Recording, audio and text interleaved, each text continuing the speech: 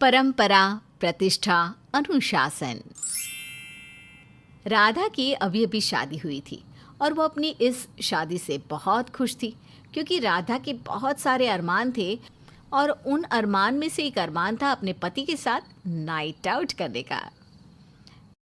विकास, अभी हमारी नई नई शादी हुई है। शादी के बाद सभी कपल बाहर घूमते हैं, एंजॉय करते हैं। तुम भी मुझे लॉन्ग ड्राइव पर ले चलो ना। क्यों ना आज हम नाइट आउट करें? राधा, थोड़ा सोच समझ कर बोलो। अब तुम शादीशुदा हो और इस घर की बहू हो। पर मैंने ऐसा क्या गलत कह दिया?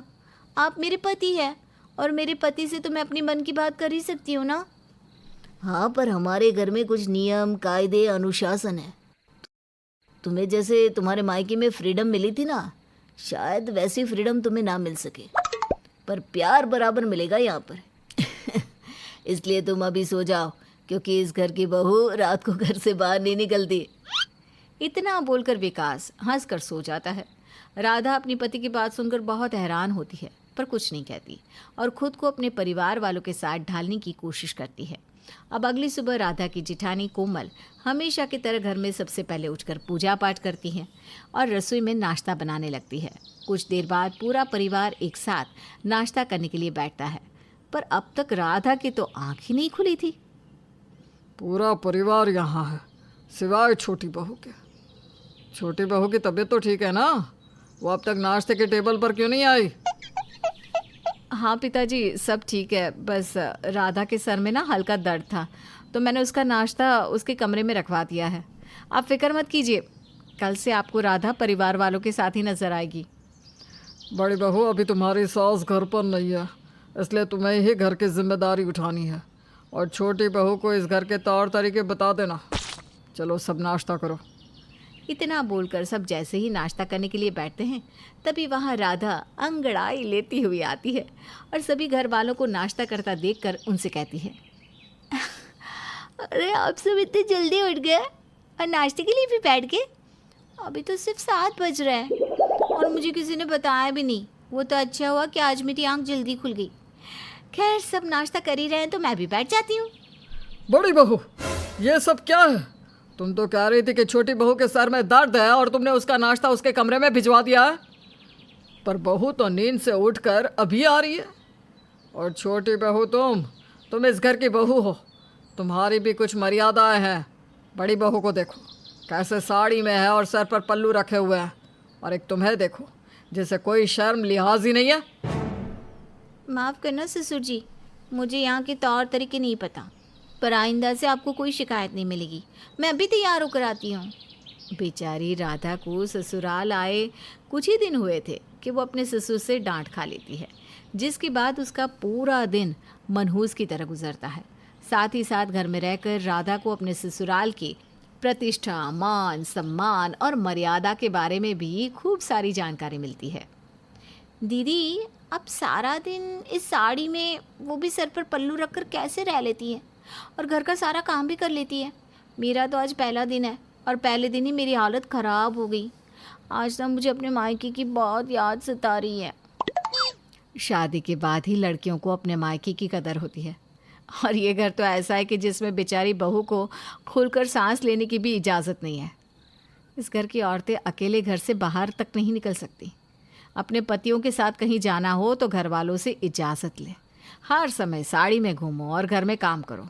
किसी से ऊंची आवाज़ में बात नहीं कर सकते। यहाँ तक कि आस पड़ोस के लोगों से भी बात करना मना है। अगर उन्होंने हमें किसी के साथ बात करते हुए देख लिया तो हमसे ही सवाल किए जाएंगे। क्या इस घर में बहू के ऊपर इतनी सारी पाबंदियाँ हैं? आखिर ऐसा क्यों? क्या हम इंसान नहीं हैं? कौन सी सोच लेकर जी रहे हैं ये लोग? पता नहीं राधा, पर यहाँ रहकर अब मुझे भी आदत हो गई है। मैंने तो अपनी सारी इच्छाओं को ही मार डाला है। अच्छा होगा अगर तुम भी समय के साथ खुद को बदल लो। कोमल राधा को अपने ससुराल के नियम, कायदे, कानून समझाकर अपने कमरे में चली जाती है, और बेचारी राधा चाह कर भी कुछ नहीं कर सकती थी।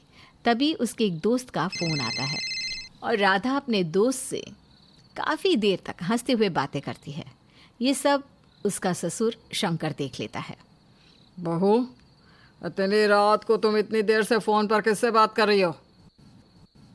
हम तुम्हें देख रहे हैं कि पिछले आधे घंटे से किसी लड़के से शायद बात कर रही हो फ़ोन पर। लड़के से इतना हंसकर कौन बात करता है? ससुर जी आप नाराज़ मत होइए, मैं जिससे बात कर रही हूँ ना वो मेरे स्कूल का दोस्त है। हम दोनों ने साथ में अपनी पढ़ाई पूरी करी है और विकास जानता है मेरे दोस्त को।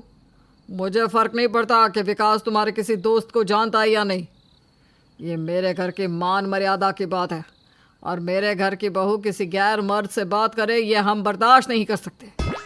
इसलिए तुम्हारे लिए भी यही अच्छा होगा कि तुम मेरी प्रतिष्ठा को यूँ मिट्टी में ना मिलाओ। और आइंदा से अगर मैंने तुम्हें कभी भी किसी लड़के से बात करते हुए देख लिया तो मैं तुम्हें इस घर में रहने की इजाज़त नहीं दूंगा। शंकर की बातें सुनकर आज राधा अपना गुस्सा रोक नहीं पाती और वो अपने ससुर की किसी भी प्रतिष्ठा मान सम्मान की परवाह नहीं करती और अपने ससुर से ही लड़ पड़ती है। बस बहुत हुआ, जब से मैं इस घर में आई हूँ मुझे इस घर की प्रतिष्ठा मर्यादा मान सम्मान के बारे में ही बताया जा रहा है। आपने तो इस घर को बिल्कुल गोकुल बना रखा है। इस घर के हर नियम कायदे कानून वर्षों से चले आ रहे हैं, पर अब आपको अपने नियम और असूल को बदलने होंगे क्योंकि अब समय बदल चुका है। बहू तुम्हारी हिम्मत कैसे हुई हमसे ऊंची आवाज़ में बात करने की? तुम इसका परिणाम नहीं जानती। हम तुम्हें अपने बेटे से चाहे तो अभी अलग कर सकते हैं। और कर भी क्या सकते हैं आप। पर अब आप मेरी भी बात सुन लीजिए। अब इस घर के नियम कायदे कानून सब बदलेंगे। हम भी इंसान हैं, हम खुलकर जिएंगे और मैं भी देखती हूँ कौन मुझे विकास से अलग करता है। राधा अपने ससुर की एक नहीं सुनती और अपने ससुर को चुनौती देकर वहाँ से चली जाती है। अब इसी तरह से समय गुजरता है और हमेशा राधा अपने ससुर के फैसलों के आगे चट्टान की तरह खड़ी हो जाती है। ऐसे ही एक दिन बड़ी बहू, छोटी बहू के साथ रहकर तुम्हारा भी दिमाग खराब हो गया क्या? तुम्हारे भी पंख निकल आए हैं? तुम्हें लगता है कि जैसे ये बेशर्म लड़की इस घर में जी रही है तुम भी रह लोगी? माफ़ करना ससुर जी, ज़िंदगी में पहली बार आपसे सवाल कर रही हूँ, पर आज मैं जानना चाहती हूँ कि आप मुझ पर गुस्सा क्यों कर रहे हैं। तो देवरानी का जादू चल ही गया। इसके साथ रहकर तुम भी हमसे सवाल करने लगी। ठीक है, अगर तुम जानना चाहती हो कि मैं तुमसे क्यों नाराज़ हूँ तो सुनो। मुझे तुम्हारा छोटी बहू के साथ रहना पसंद नहीं। तुम उससे अलग रहो और अगर उससे अलग नहीं रह सकती तो मेरे बेटे से अलग हो जाओ। बस कीजिए ससुर जी, अब तो आपने हद ही पार कर ली। मैं तो जेठानी जी के साथ ही रहूंगी। माफ़ करना पिताजी, पर आपके नियम कानून उसूल और प्रतिष्ठा सही नहीं है। आप नहीं जानते कि आपके इस कानून की वजह से, इन नियम की वजह से हम घर वालों पर क्या बीतती है। और घर चार दीवारों से घर नहीं बनता, बल्कि घर तब बनता है जब घर का हर एक व्यक्ति साथ रहे, खुश रहे, उन्हें जीने का अधिकार मिले। पर आपने हमें वो अधिकार दिया ही नहीं। आपने तो हमारी सांस पर भी पाबंदियां लगा रखी है। तो छोटी बहू ने आज हमारे बेटों को भी हमारे खिलाफ कर दिया। तो तुम सब भी कान खोल कर सुन लो। जिसे मेरे घर में रहना है वो मेरे हिसाब से रहे, वरना दरवाज़ा खुला है, जा सकता है यहाँ से। शंकर की बात सुनकर विकास और राधा को बहुत बुरा लगता है और इस बार कोमल भी उन दोनों का साथ देती है और वो तीनों शंकर के बोलने पर घर छोड़कर चले जाते हैं। जिसके बाद शंकर अपने घर में अकेला रह जाता है। अकेले घर में रहने के बाद शंकर को लोगों से ताने सुनने पड़ते हैं और घर का सन्नाटा शंकर को काटने को दौड़ता है। जिसके बाद उसे अपनी गलती का एहसास होता है और वो अपने बेटे बहू से माफ़ी मांगकर उन्हें एक बार फिर अपने घर ले आता है।